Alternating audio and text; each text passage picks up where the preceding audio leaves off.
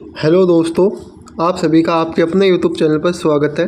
तो आज हम आपके लिए जो आपका आरपीएफ का एग्ज़ाम होने वाला है, फ़िलहाल तो जो आरपीएफ है इसमें जो आपके फॉर्म भरे जाए हैं, तो अभी तक आपने रेलवे आरपीएफ में फॉर्म नहीं भरे हैं तो आप सभी लोग फॉर्म भर लीजिएगा, क्योंकि ये आप वैकेंसी रेलवे की तरफ से निकली हुई है। तो आज हम इसके जो प्रैक्टिस सेट है वो स्टार्ट करने वाले हैं। इससे पहले हमने एसएससी जीडी का एनालाइज करवाया था, जो भी उनके एग्ज़ामों में आया था वो सभी हमने एनालाइज करवाया था, ठीक है। तो ये क्लास आपके लिए बहुत ही इंपॉर्टेंट होने वाली है, और जो भी क्वेश्चन का आंसर आप लोगों को आता है उसका आंसर कमेंट बॉक्स में कमेंट करके चलना है, ठीक है। पहला क्वेश्चन की बात करें, भारत में दिल्ली उच्च न्यायालय की स्थापना कब की गई थी? तो बताओ, जिसको भी सही आंसर पता है कमेंट बॉक्स में कमेंट करते हुए चलना है। तो जो भारत में दिल्ली उच्च न्यायालय की स्थापना है वो की गई थी 1966 में, ठीक है। ऑप्शन सी हो जाएगा आप लोगों का। अगले क्वेश्चन की बात करें, निम्नलिखित में से किस राज्य में सबसे लंबी तटरेखा मिलती है? तो सबसे लंबी तटरेखा किस राज्य से में मिलती है? तो कमेंट बॉक्स में सभी लोग कमेंट करेंगे।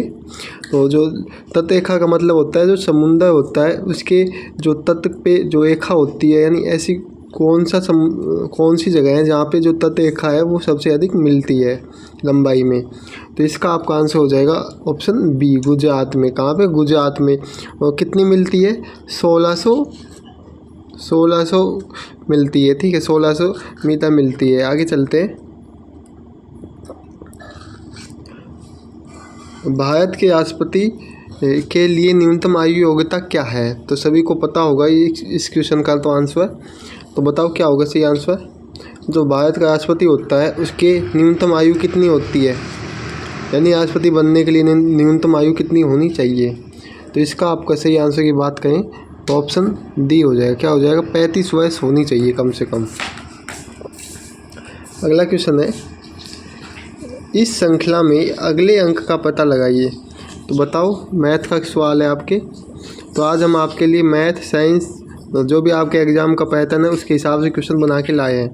तो इससे पहले आपके जीके के क्वेश्चन चल रहे थे, अब आपका मैथ का क्वेश्चन आया है। बताओ क्या होगा आंसर? यानी 173, 188, 203, 218। बताओ कैसे करेंगे इसको हल? तो देखो, इसको हल करने के लिए आपको इसके हम गैप की जांच करते हैं। 173 से लेके 188 के बीच में 15 का गैप है। कितना का? 15 का। तो 15 प्लस का रखा है। इसी तरह से आपका जो 188 से 203 के बीच में 15 का गैप है, और इसी तरह से 203 से 218 के बीच में 15 का गैप है। तो अब अगली संख्या को हम 15 का गैप में ही बनाएंगे, जैसे कि 173, 188, 203 और 218। तो 218 में हम जोड़ देंगे 15। तो 218 में 15 जोड़ने पे हमारा आंसर क्या आएगा? 233। तो इसका आंसर आपका क्या हो जाएगा? ऑप्शन बी हो जाएगा, 233, ठीक है। आगे चलते हैं हम लोग। अगला क्वेश्चन है आपका, एक निश्चित कूट भाषा में पिजन को OPF, HJQ और TURKEY को ZFLSVU लिखा जाता है। उसी कूट भाषा में पैरट को कैसे लिखा जाएगा? बताओ। तो जिसको भी आंसर पता है तो बताओ कमेंट बॉक्स में कमेंट करके। इजी क्वेश्चन है वैसे। तो इसके आंसर की बात करें तो देखो, पिजन है अपना। क्या है? पिजन है, ठीक है। हम यहाँ पे लिख देते हैं पिजन, यहाँ पे पिजन लिखते हैं। और इसके नीचे देखो, पिजन को कैसे लिखा जाता है? OPFJ और Q, ऐसे पिजन को लिखा जाता है, ठीक है। और इसी तरह से आप जो TURKY, तुर्की को कैसे लिखा जाएगा? यूँ है, ठीक है। ये तुर्की को लिखा जाएगा ZFLSVU, ऐसे लिखा जाएगा, ठीक है। अब इसको आपको हल करने के लिए क्या करना पड़ेगा? देखो, आप इसमें एक कॉमन चीज़ देखोगे, ये P है तो लास्ट में Q है, I है, J है, G है, F है, ठीक है, एफ जी, यानी एक शब्द बढ़ा के चल रहा है। ठीक है, क्या कर ले, एक शब्द बढ़ा के चल रहा है, तो इस साइड एक शब्द बढ़ा के चल रहा है, यानी पी को अगर यहाँ पे शुरू में पी है तो अंत में क्यू है। इसी से सेकंड नंबर पे आई है तो यहाँ पे जे है, यहाँ पे जी है तो यहाँ पे एफ है, ओ पी है, एन ओ है, तो यानी एक शब्द बढ़ा के चल रहा है क्वेश्चन में। ठीक है, इसी तरह हम यहाँ भी देखते हैं, ती, ये आपका क्या है, ती है, ये यू है, ती के बाद क्या आता है, यू आता है। यहाँ भी एक अंतर है, यू वी, आर एस, के एल, ठीक है, और ई एफ, क्या है, ई एफ, और ये क्या है आपका, वाई जेड। ठीक है, तो इसमें भी एक अंतर है। इसी तरह से अब हम इसको बनाएंगे, जो आपका दे रखा पैरत, पैरत को हम इसी तरह से बनाएंगे। ठीक है, तो अब देखो पी, पी के बाद क्या आता है, तो यहाँ पे ती की जगह हम लिखेंगे क्यों, तो यहाँ पे हम क्यों लिख दिए। ठीक है, आपको पीछे से साथ करनी है क्योंकि जो सीरीज है वो पीछे से ही है। ठीक है, उसके बाद आपका क्या है, ए है, ए के बाद क्या आता है, बी, तो ओ के नीचे बी लिखेंगे।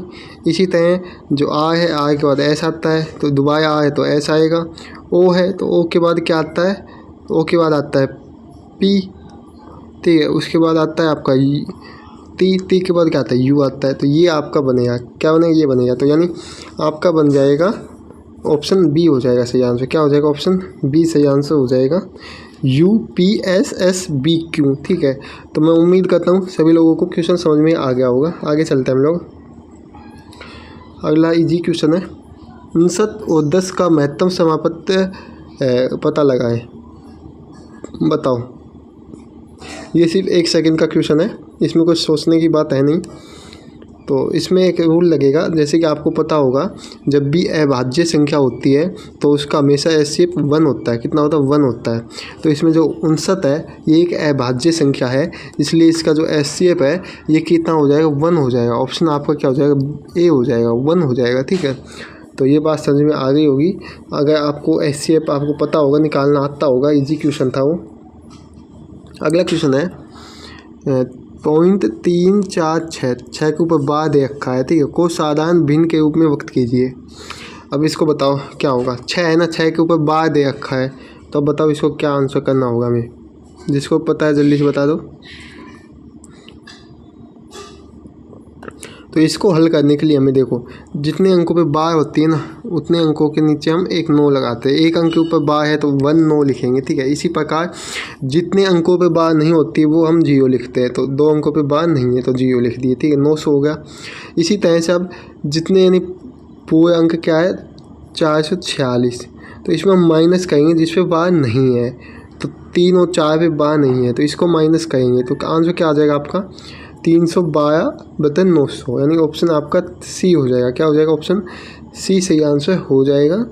तो यहाँ तक सभी लोगों को समझ में आ गया होगा। आगे चलते हैं। 8वां नंबर है, उस शब्द को चुने जो अन्य से भिन्न है। इजी क्वेश्चन है, बताओ इसमें से ऐसा कौन सा शब्द है जो अन्य शब्द से भिन्न है। जिसको पता है जल्दी से बता दो।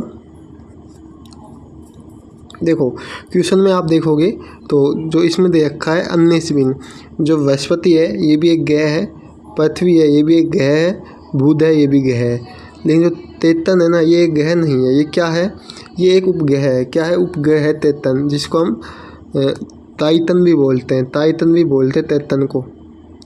और किसका उपग्रह है, ये शनि ग्रह का उपग्रह है टाइटन। ठीक है, शनि ग्रह का एक उपग्रह है, तो ये इन सभी से अलग है। तो इसका आंसर आपका ये सही आंसर हो जाएगा। आगे चलते हैं। 9 नंबर क्वेश्चन है, बताओ इसका आंसर। किसी फल विक्रेता के पास कुल संतरे थे, ठीक है, और कुल संतरों का 30% संतरा बेच देने पर उसके पास 140 संतरा शेष रहता है। आरंभ में उसके पास कितने संतरे थे, बताओ। इजी क्वेश्चन है, जिसको भी आंसर पता है जल्दी से बता दो।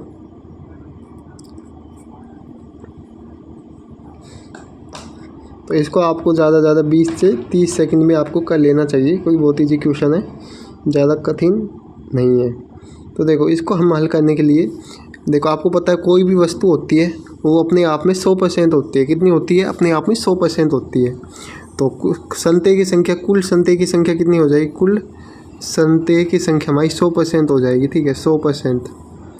अब इसमें से आप लोगों को क्या कहा है, कुल का 30% संतरा बेच दे नहीं पाए, यानी उसने 30% संतरे बेच दिए हैं। कितने? 30%। तो आप लोगों को 30 माइनस करेंगे 30%, तो कितने बचे? 70%। तो इसमें क्या बताया गया, बचेंगे से 70% बचेंगे, शेष संतरे 40 होते हैं। कितने हैं? 40 संतरे हैं, और हमारे जो हमने निकाला है इसके अनुसार 70% बचे हैं। तो मतलब हम लिख सकते हैं 70% को क्या लिख सकते हैं, 70% बराबर आपका 140, ठीक है, लिख सकते हैं। अब 1% निकालेंगे तो इधर चल जाएगा, 1% अब निकालेंगे तो ये आपका इधर आ जाएगा। किधर? देखो फिर से बताता हूँ, 70% मतलब आपका 140 संतरे, ठीक है। तो 1% निकालेंगे हम तो 140/70 हो जाएगा। और अभी हम हाथ के हाथ 100% भी निकाल लेते हैं, यानी टोटल निकाल लेते हैं, ठीक है। तो टोटल निकालेंगे, 100 से गुना कर देंगे। अब इसको हल करेंगे तो हमारा आंसर आ जाएगा। तो ये आपका 2 बार कटेगा और कितना आ जाएगा आपका? 200 से आंसर आ जाएगा। क्या आ जाएगा? टोटल संतरों की संख्या कितनी है? 200 है। कितनी है? 200 है। तो सभी का आंसर 200 आया होगा, मैं उम्मीद करता हूँ। आगे चलते हम लोग। 10 नंबर क्वेश्चन है, क्षेत्रफल की दृष्टि से विश्व का 7वां सबसे बड़ा देश कौन सा है? सभी को पता होगा। क्षेत्रफल की दृष्टि से विश्व का 7वां सबसे बड़ा देश की बात करें तो भारत देश है। कौन सा? भारत देश, ठीक है। आगे चलते हैं। लाहौर कांग्रेस अधिवेशन के अध्यक्ष कौन थे? बताओ। लाहौर कांग्रेस अधिवेशन के अध्यक्ष की बात पूछा गया है, तो ऑप्शन आपका ए हो जाएगा, जवाहरलाल नेहरू। तो ये कब की बात है? ये आपकी बात है 1929 ईस्वी की। कब बने थे? 1929 ईस्वी में बने थे, ठीक है, जवाहरलाल नेहरू जी। आगे चलते हैं। 12 नंबर क्वेश्चन है, 2011 की जनगणना के अनुसार हमारे देश में लिंगानुपात है, कितना है? सभी को पता होगा। 2011 की जनगणना के अनुसार हमारे देश का लिंगानुपात कितना है? तो इसके सही आंसर की बात करें तो 1000 पुरुषों में 943 महिलाएं हैं, ठीक है। तो आपसे सर्वाधिक लिंगानुपात किस राज्य का है, ये भी पूछा जा सकता है। तो सर्वाधिक लिंगानुपात है वो आपका है कहाँ का? केएल का। केएल का सर्वाधिक लिंगानुपात है ऑप्शन, यानी केएल सही अगर पूछे तो आप केएल आंसर दोगे, ठीक है। आगे चलते हैं हम लोग। 13 नंबर क्वेश्चन है, ये भी क्वेश्चन ईजी है। एक निश्चित कूट भाषा में AIR को 84 और चेयर को 195 लिखा जाता है। उसी कूट भाषा में LAND को कैसे लिखा जाएगा? ठीक है, बताओ। जिसको भी सही पता है आंसर बताओ। तो इसका आपका हल करने के लिए आपको क्या करना पड़ेगा? AI है, ठीक है, AIR, इसको आपको लिखना है AIR। इसी तरह से इस साइड हम लिखेंगे चेयर, CHAIR। इसको लिखा जाए 84, इसको 195। अब 195 लिखा कैसे जाएगा, अब ये देखना है आपको। यहाँ आप लिखते हैं चलते है, एयर को 84 और जो चेयर है इसको लिखा जाए 195। तो इसको हल करने के लिए देखो, पहले ये A आता है 1 नंबर पे, ठीक है। जो I है ये आता है आपका 9 नंबर पे। इसी तरह जो ये आता है I आता है 18 नंबर पे। इनको जोड़ देंगे तो क्या होगा आपका आंसर? इनको जोड़ देंगे तो 28 आएगा, ठीक है। 28 को 3 से गुना करेंगे तो आपका 84 आ जाएगा, ठीक, क्या आ जाएगा? 84 आ जाएगा। इसी प्रकार चेयर है, चेयर में देखो C 3 नंबर पे आता है, H आता है 8 नंबर पे, 1 नंबर पे A आता है, I आता है आपका कितने नंबर पे? 9 नंबर पे, I आता है 18 नंबर पे। अब इसको कहेंगे तो ये होगा 39। 39 को हम कितने से कहेंगे? 39 से को कहेंगे हम 5 से। तो ये 5 से और 3 से गुना क्यों किया?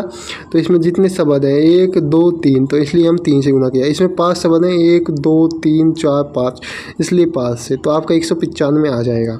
अब इसी प्रकार LAND का हमको भी हमें इसी प्रकार हल करना है। तो इसको हल करते हैं हम। एल कितने नंबर पे आता है, सभी को पता होगा। एल आता है 12 नंबर पे। इसी प्रकार ए 1 नंबर पे, एन आता है आपका कितने नंबर पे, 14 नंबर पे, डी आता है 4 नंबर पे। इनको गुना करेंगे तो 31, और कितने शब्द हैं, 4 शब्द हैं, तो 31 गुना 4 करेंगे तो कितना आ जाएगा, 124। ऑप्शन ए हो जाएगा सही आंसर। तो इसका आंसर 124 हो चुका है। अब आगे चलते हैं हम लोग। इस चित्र में अन्य भिन्न समझिए, यानी आपको 5 चित्र दे रखा है, इसमें से भिन्न बताना कौन सा है, बताओ। जिसको पता है जल्दी से बता दो। तो इसको हल करने के लिए देखो बहुत इजी है। ये आपको दोत दिखा है ना, ये पूछ के पास है, यहाँ भी पास है पूछ के, यहाँ भी पास है दोत पूछ के, यहाँ भी पास है, ठीक है। लेकिन जो ये है ना, ये पूछ के पास दोत नहीं है, दूसरी साइड है। तो इसमें जो चौथी भिन्न है ये अलग है, तो ऑप्शन डी हो जाएगा आपका सही आंसर। आगे चलते हैं। नीचे किसी पासे की 2 स्थितियां को बताया गया है। 5 बिंदुओं के विपरीत फलक पर कितनी बिंदुएं नजर आएंगी। तो ये क्वेश्चन आपको हल करके बताना है हमें, ठीक है। कमेंट बॉक्स में इसका आंसर आपको क्या करना है, कमेंट करना है। जो नेक्स्ट क्लास होगी उसमें हम आपको बताएंगे। क्या करना है, कमेंट बॉक्स में कमेंट करना है आप सभी को इसका आंसर। तो 5 के बदले पूछा है आपको 5। तो ये क्वेश्चन आप देख सकते हो अच्छी तरह से, पढ़ भी सकते हो, हमने एक बार पढ़ के बता भी दिया है। उसके बाद हम आगे चलेंगे। चलो यहाँ तक समझ में आ गया होगा, आगे चलते हैं। एक निश्चित धनराशि पर 15% वार्षिक दर से 5 वर्ष और 4 वर्ष के साधारण ब्याज में 255 का अंतर है, तो राशि रुपए में ज्ञात करें। बताओ इसका आंसर क्या होगा। जो राशि है उसको हमें ज्ञात करना है।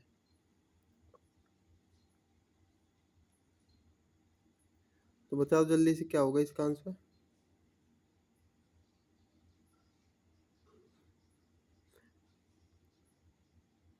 तो दोस्तों इसका आंसर भी आप सभी को कमेंट बॉक्स में कमेंट करना है। इससे आगे की सवाल हम नेक्स्ट क्लास में करेंगे, क्योंकि इस क्लास हमारी लंबी हो चुकी है। अगर इस क्लास में अच्छे खासे व्यूज आते हैं और अगर आप लोगों का रिस्पॉन्स अच्छा खासा आता है, तो नेक्स्ट क्लास हम आपके लिए बहुत ही जल्द लेके आएंगे, ठीक है। तो कम से कम इस क्लास में आपके कम से कम 50 लाइक आने चाहिए। कितने, 50 लाइक आएंगे तो हम नेक्स्ट क्लास आपके लिए जल्द ही लेके आएंगे। और इसी तरह के क्वेश्चन हम आपके लिए लेके आएंगे। बहुत ही इम्पोर्टेंट क्वेश्चन होने वाले हैं ये आपके। वीडियो आपको अच्छी लगी है तो वीडियो को लाइक करना है, अपने सभी दोस्तों के पास शेयर करना है, और वीडियो में कमेंट करके जाना है जो भी हमने आपसे क्वेश्चन पूछे हैं और जो भी क्वेश्चन आपको आते हो। तो मिलते हैं नेक्स्ट वीडियो में। जय हिंद, जय भारत। सभी लोग हंसते हो, मुस्कुराते हो।